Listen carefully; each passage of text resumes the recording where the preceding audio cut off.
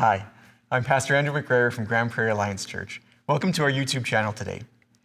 As you engage with this sermon, I pray that the God who loves you would meet with you in meaningful and significant ways.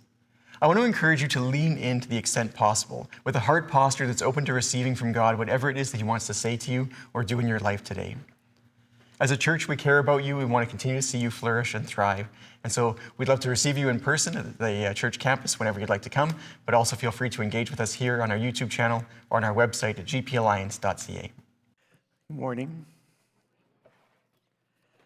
Well, have you ever been absolutely desperate for something to happen?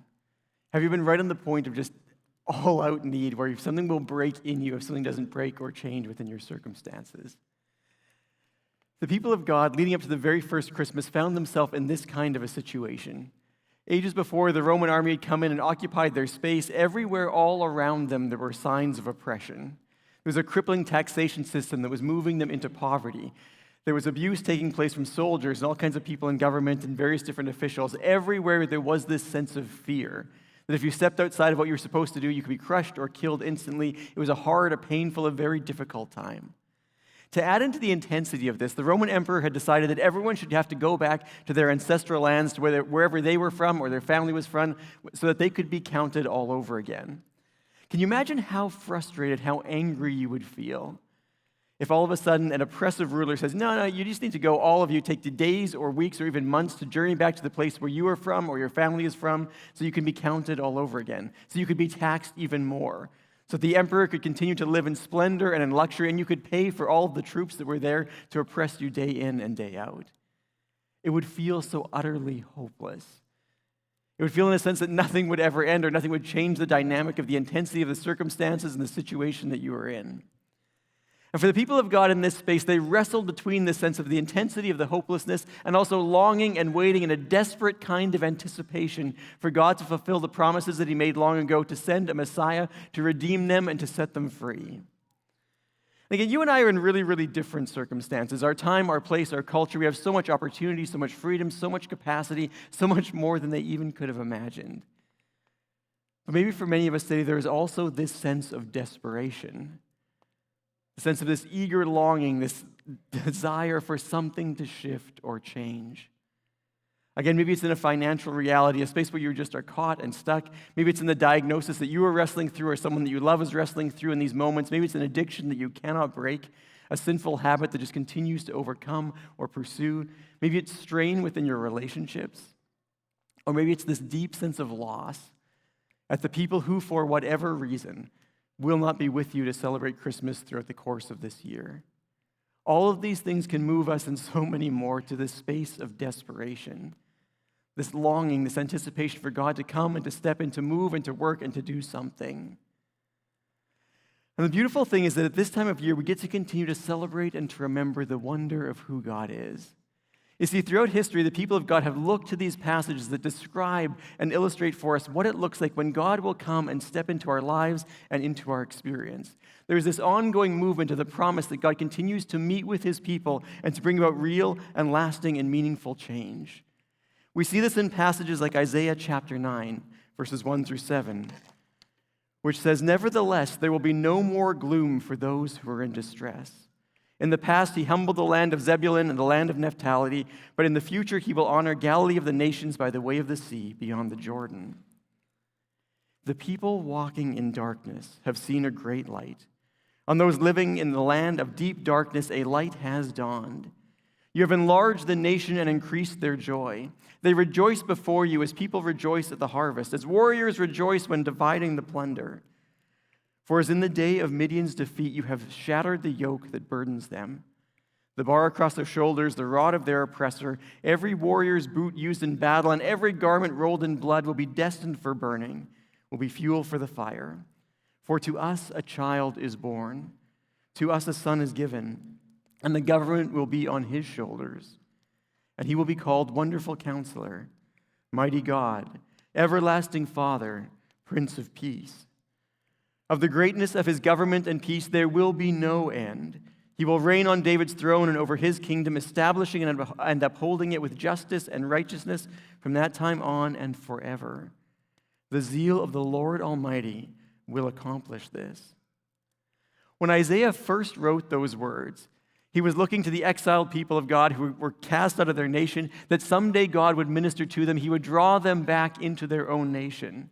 And the people of God in the time of the very first Christmas, again, were looking to this passage to say, God, would you meet with us in the here and now? Isaiah also looked forward all of the way through to the very end of time, when God will step in and bring about an utter and complete end to all darkness and despair, all gloom, and all of the intensity. And throughout history, the people of God continue to look to passages like this that remind us when God steps in, everything changes. There is no darkness that can overcome the wonder and the goodness and the glory of his presence. Isaiah begins by reminding us of this. Nevertheless, there will be no more gloom for those who are in distress.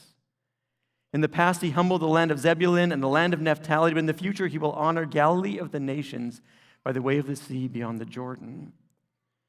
The people walking in darkness have seen a great light. On those living in the land of deep darkness, a light has dawned. Isaiah is reminding us that for every single one of us who has ever been in distress, for every single one of us who's ever wrestled with the intensity of gloom and anxiety or fear or depression, for every single one of us who's ever felt an overwhelming and crushing weight in the intensity of life, for every one of us who's given up hope ever that something might ever possibly happen to change, for every one of us who has journeyed through the darkness, the light will shine. There is hope. There is so much possibility. Isaiah is reminding us that, like sitting in the midst of a dark room, the moment you flick on the light switch, everything shifts and everything changes. And while we so often feel like we're grasping and groping around, trying to find our way through life in all of its intensity and all of its uncertainty, Isaiah says a light will come that will illuminate everything, that will make the way clear, that will so utterly and fully cast out all of the gloom and all of the darkness that everything will shift and utterly change. And part of the really good news of this passage is that it is the presence of God that brings the light and not the people. Isaiah affirms this to us. The people are simply caught in their darkness. They cannot escape on their own. And you and I know so deeply what that looks like. We recognize so many places in our lives where we just cannot sum up the strength or the wisdom or the capacity to get past the things that seem hard or painful or frustrating or difficult. And in all of those spaces, we are desperately longing for help. And Isaiah says it doesn't actually depend on us. It doesn't depend on our wisdom or our capacity or finding the right solution. Again, in our culture, we are constantly surrounded by so many messages that would subtly say to us, you have to get it right. You've got to be able to sort this thing through on your own. You've got to be able to find the right treatment, the right understanding. You've got to get the right perspective. If you just had the right words to say, you could convince your spouse or your children of everything that you want them to know. If you could just do it right, you would be happy and you'd be satisfied. Isaiah says it doesn't actually depend on us, because God himself will bring the light. And there's absolutely nothing that can stop the glory of the light descending into the midst of the darkness. Each and every person has the opportunity to choose, do they want the light or do they want to reject it? But for everyone who wants to receive this light, there is nothing that can stop them from being able to access it. And so as you think about your experience today, where do you feel that sense of gloom? Where do you feel that desperation? What are the spaces in your soul where it just feels like darkness has settled in? Where the weight of life is just too much? Again, it's so possible to be sitting here and on the outside everything looks fine and everything looks great, and inside you are wrestling with so much of the intensity of all of these things. Isaiah reminds us that a light has come. That at Christmas we get to celebrate the really good gift that God has stepped into the midst of our world, dispelling the darkness and bringing about the wonders and the goodness of his glorious light. And we look forward to the great and incredible day when Jesus returns and all darkness and all the gloom and all the despair will be washed away fully and completely. But even in the here and now, we have the capacity to go directly to the God of the universe, to process with him all of the weight that we carry, and to invite him to speak the goodness and shine the glory of his light into all that we are facing in this moment and the next and the moment after that. And this news just keeps getting better and better all the time. Isaiah goes on to describe to us the honest and deep kind of joy that the presence of God desires to bring. He says, "You have enlarged the nation and increased their joy. They rejoice before you as people rejoice at the harvest, as warriors rejoice when dividing the plunder." Isaiah is using a whole bunch of images in their culture to describe to them the depths of this kind of joy. At the time that he's writing this, their nation is being slowly gobbled up by the nations around them. It is shrinking. They are diminishing day by day. And Isaiah is saying, imagine the kind of joy that you have when the nation is no longer shrinking, but it's expanding and it's growing, and there is freedom and there is strength to who we are. Imagine the kind of joy that you have at the harvest when all of the work is finally done, and you look at all that's been brought in by the harvest, and it is so abundant. It's even more than you thought the fields could produce. You have no fear of scarcity or not having enough food until the next harvest, because what you have is so abundant and it's so good. Imagine the kind of joy that you would have at the very end of a long battle, when the enemy is fully and utterly defeated and there is no more danger.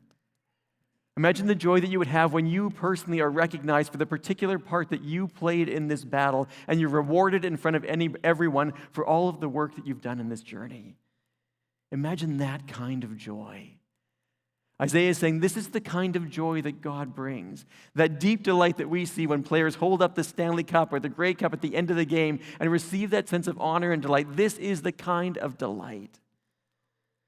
Where have you tasted the beginning of that? Where have you started to see or know or experience this joy? Again, maybe it's in some sense of God's provision for you, and you just look back and say, God, you have been so incredibly good. Maybe it's in the gift of family or friends or the people around you. Maybe it's in moments of really beautiful and life-giving intimacy with God. And in those moments, we get to catch a glimpse of the light piercing through the darkness and bringing this sense of hope, this deep sense of delight and joy into the deep places of our soul. And even along this journey, we continue to look forward to the wondrous and the glorious day when God produces the fullness of this joy within us, when the battle is fully over, when the work is finally done, and we can rest in the wonder of his presence forever. Isaiah goes on to remind us that there is even more than this, that God is bringing about a place of deep and real peace. For as in the day of Midian's defeat, you have shattered the yoke that burdened them, the bar across their shoulders, the rod of their oppressor. Every warrior's boot used in battle and every garment rolled in blood will be destined for burning, will be fuel for the fire. You see, Isaiah wants them to remember this is not some vague idea out somewhere. This is not a series of nice platitudes or a whole bunch of really good images that never have any connection to reality. So what Isaiah does is he takes a moment from their history. He says, you know the wonder of what I've been talking about? This is real. Do you remember how God has done this before? All of the way back in our history, Midian was oppressing us, they were overcoming us, they were stealing our food all the time. We were starving and being enslaved by them. And then God raised up this guy named Gideon, who took 300 men, and with 300 men overcame an army of more than 100,000. It was impossible. There was no way that we ever could have overcome them, even in all of our strength. But God did something beautiful and miraculous. Isaiah is saying, don't miss this moment. Don't give in to the thought that this is just a simple or nice idea. God has done this before, and he will do it again. As the people waited for that first Christmas, looking around and seeing nothing but signs of oppression everywhere, seeing Romans who could grab you in a moment and make you carry all of their gear for a mile, then somebody else would pull you in and make you carry their stuff for longer, it would have felt degrading and humiliating all the time. Isaiah is saying, don't miss this moment. Recognize the truth that God has done this for you in the past. He can do anything he wants in the present and in the future. Again, I think this is a message that we so desperately need to hear at this time of year because we sing all of the great Christmas songs, that there's joy to the world, that hope and peace have come, but we don't often believe it. So often it feels like a series of really nice concepts or beautiful ideas that we can put on Christmas cards that we write to someone and send off. Isaiah is saying, do not miss the truth that this happens all the time. That God has and continues to step into the midst of our history. He continues to do all of this tremendous work. He takes all of the yoke of oppression, all the weight that is placed on us, forcing us to carry the burdens that we were never meant to bear, and he shatters them. He breaks the rod of oppression. He brings so much of an end to war that even the boots and the uniforms used are just tossed into the fire and burned because they would never, ever need to be used again. Never mind all the weapons because they were long gone. He can bring that kind of fullness and peace wherever he desires. And so what feels oppressive in your life today? What are the spaces that just feel burdensome and weighty and overwhelming? What's the sense of shame that you carry? The fear that someone might know you? The weight of uncertainty about how things will work out? The deep senses of grief of all the things that you hoped and dreamed for that are not playing out well? Where are all the spaces where the weight of life just seems like way, way too much? Do you know that someday these things will be so utterly and completely removed that they will hardly be a memory? Do you know that someday we will look back on all of these things and delight in the wonder of a God who brought peace to every single part of those things, who was able to redeem every bit of all of the losses, who was able to dignify us in all of our shame? And the most lasting memory that we will ever have of these things is the wonder of what he produced, not the pain that we endured. And God does this all the time, every single day. We know this is concretely true.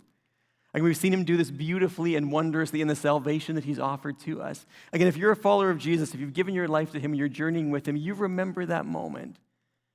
Remember what that felt like when you first gave your life to him. That deep sense of peace, the rich kind of joy, that sense that somehow everything was going to be okay. And think of all of the ways that he's met you along the way, releasing you from the sense of oppression that just dogs you and pursues you.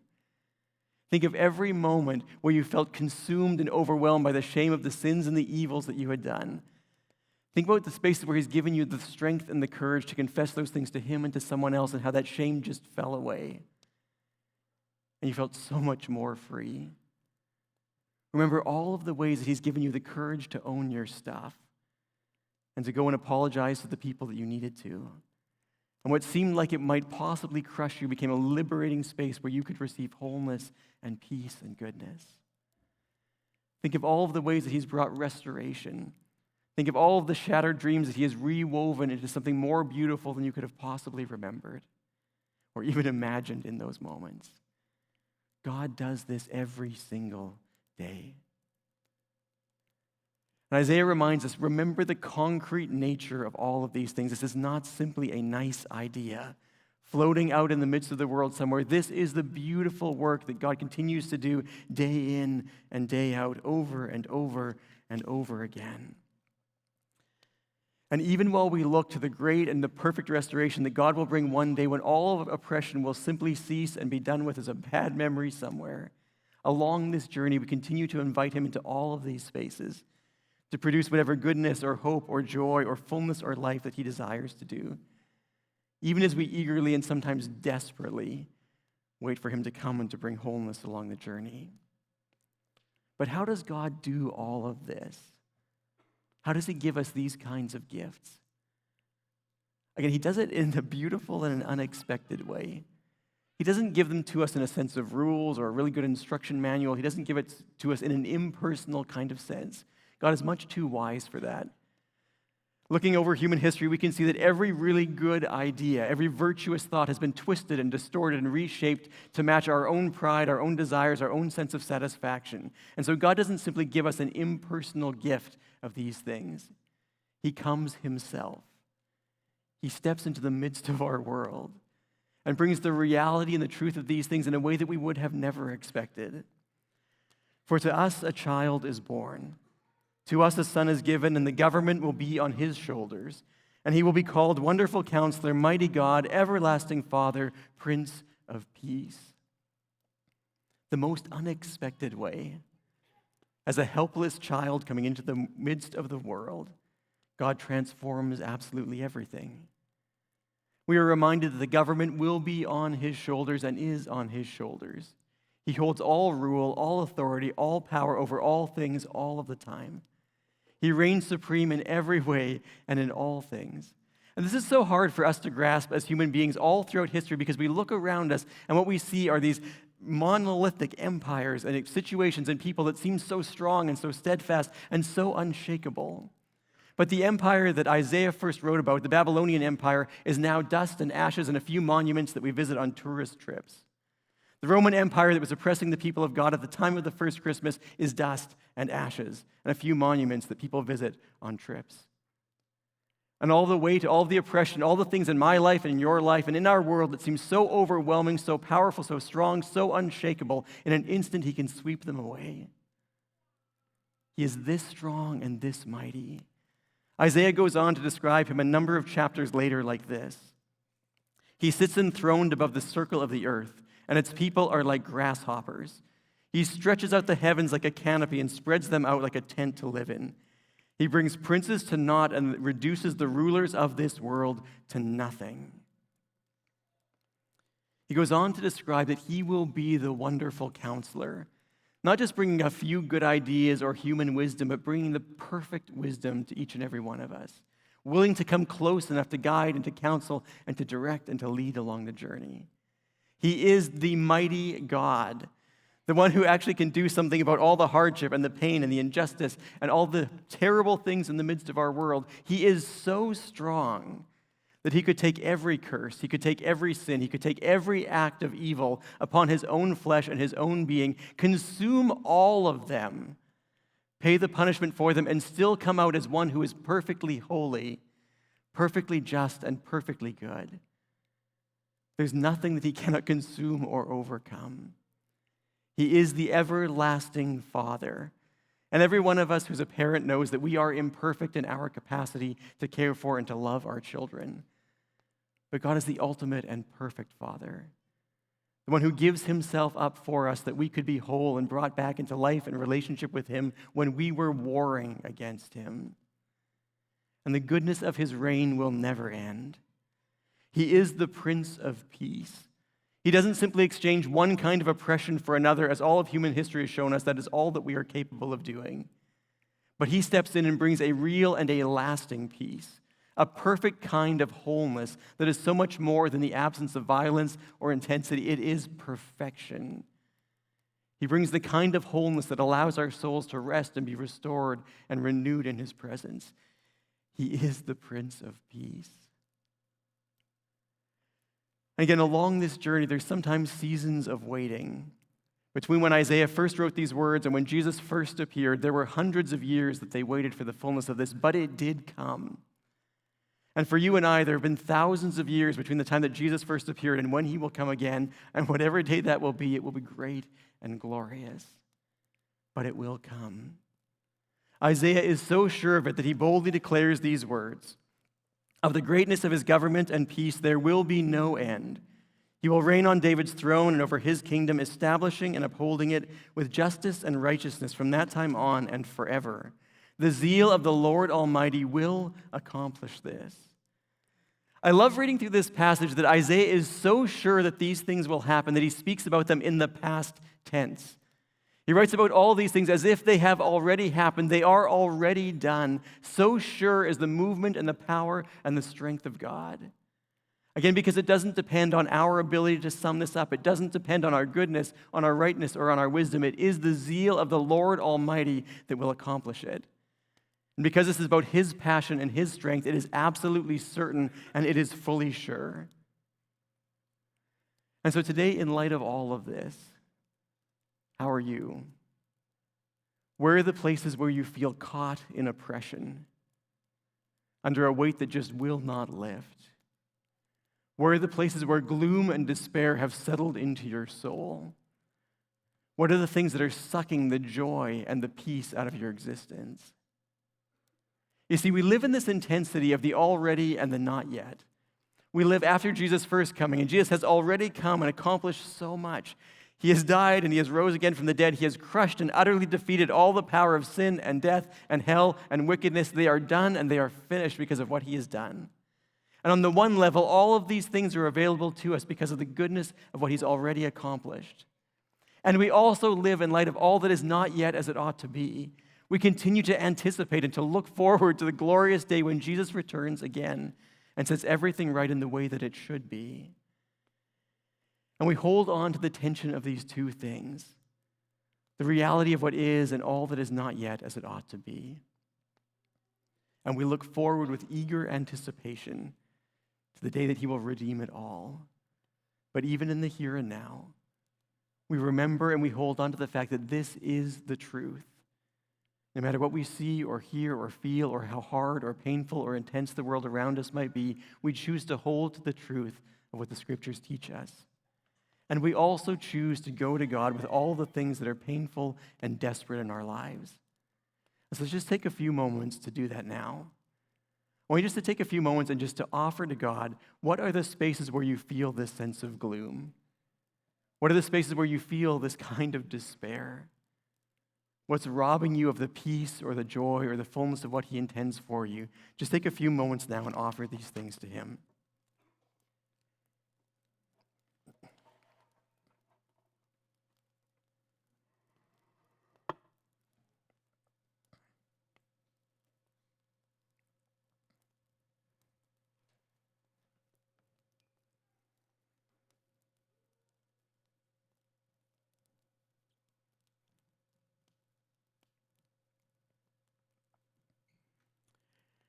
And once you've offered these things to him, just take a minute and just ask him to come and to work in those spaces.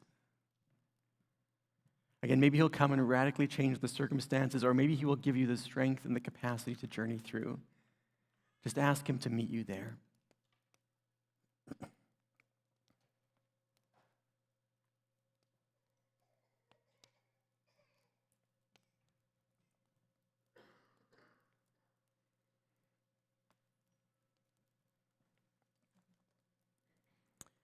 And today, if you're here and you don't yet have a relationship with God through Christ, but as you hear these words, you know that your soul longs to know him like this. It's an easy thing to begin. Just pray something like this with me inside. Lord, I feel caught in the gloom and the darkness.